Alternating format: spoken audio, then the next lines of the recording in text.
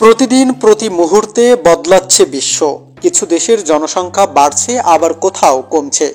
বিশ্ব জনসংখ্যার রিপোর্ট অনুযায়ী কোন দেশে মুসলিম জনসংখ্যা সব থেকে বেশি? পাকিস্তান নাকি সৌদি আরব?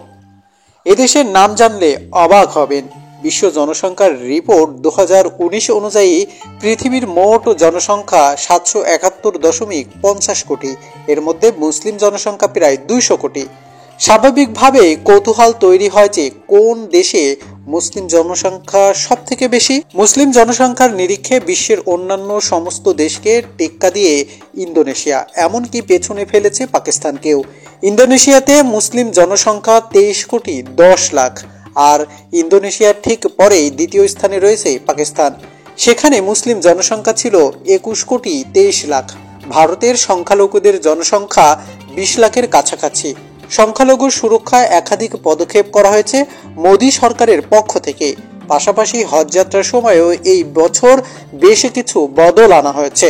বিশ্বের চতুর্থ দেশ হিসেবে সবথেকে বেশি ইসলাম ধর্মাবলম্বীদের মানুষ বসবাস করেন বাংলাদেশে।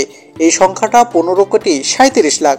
বাংলাদেশের পরে রয়েছে নাইজেরিয়া, যেখানে মুসলিম জনসংখ্যার 9,50,00,000 থেকে 10,30,00,000-এর মধ্যে। বিশ্বের ষষ্ঠ দেশ হিসেবে সবথেকে বেশি মুসলিম ধর্মাবলম্বীদের মানুষ বসবাস করে থাকেন ইজিপ্টে।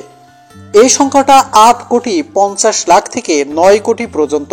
ইসলাম ধর্মাবলম্বী জনসংখ্যার নিরিখে ইজিপ্টের থেকে সামান্য পিছিয়ে রয়েছে ইরান, যেখানে এই সংখ্যা 8,25,00,000। এরপরে এই তালিকায় থাকা দুই দেশ হলো তুর্কি। সেখানে মুসলিম জনসংখ্যা 7,42,32,725 জন। এছাড়াও মুসলিম জনসংখ্যার নিরিখে নবম এবং দশম স্থানে রয়েছে আলজেরিয়া এবং সুদান। সুদানে সংখ্যাটি 3,95,85,777। অন্যদিকে বিশ্বের সব থেকে বেশি হিন্দু বসবাস করে নেপালে।